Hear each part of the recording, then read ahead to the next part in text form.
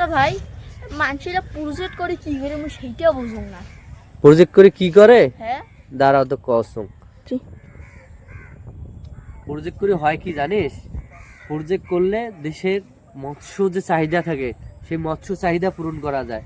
মৎস্য চাহিদা পূরণ করলে কি হয় জানিস? মানুষ খাবার পায়, মানুষের তরিতরকারির দরকার আছে না। আর মানুষ যদি মৎস্যই চাষ না করে, এরকম খামার করিয়া যদি মৎস্যই চাষ না করে, তা মানুষ খাইবে কেমন করে? মাছের চাহিদা পূরণ হইবে কেন? তুই মাছ খাস না? মাছ খাস না রে তুই? দিদা, কি ভাই? মাছ খাস না তুই? খাই। তা মাছ যদি খাস তা মাছগুলা পাইস কোনটা? এই মৎস্য খামারত তো মাছ পাবো। তা মানুষ এরকম করি প্রায় মানে বড় বড় খামার করে, খামারত মাছ মাছ চাষ করে। সেই মাছ দেশের মনে করে মৎস্য চাহিদায় একটা মনে করি বড় ধরনের ভূমিকা পালন করে। এই জন্য মানুষ মৎস্য চাষ করে, বুঝছিস? এই খামারগুলোর কাজ হচ্ছে এগুলা।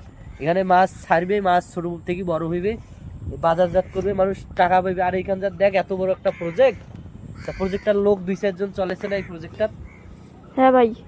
এই প্রজেক্টগুলো যে মাছগুলো চাষ করে মানে প্রজেক্টটা চলেছে, তাহলে মানুষও দুইটা মানে কর্মসংস্থানের সুযোগ হয়েছে। তা দেখ, এত বড় একটা মৎস্য খামারত 2টা লোকের কর্মসংস্থান হল, প্লাস কি হল, দেশের যে মৎস্য চাহিদা রয়েছে মানুষের, দেশের মানুষের মৎস্য চাহিদাটা মেটানো যাচ্ছে।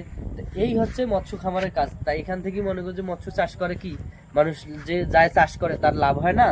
হ্যাঁ তার ভাই। লাভ হয়।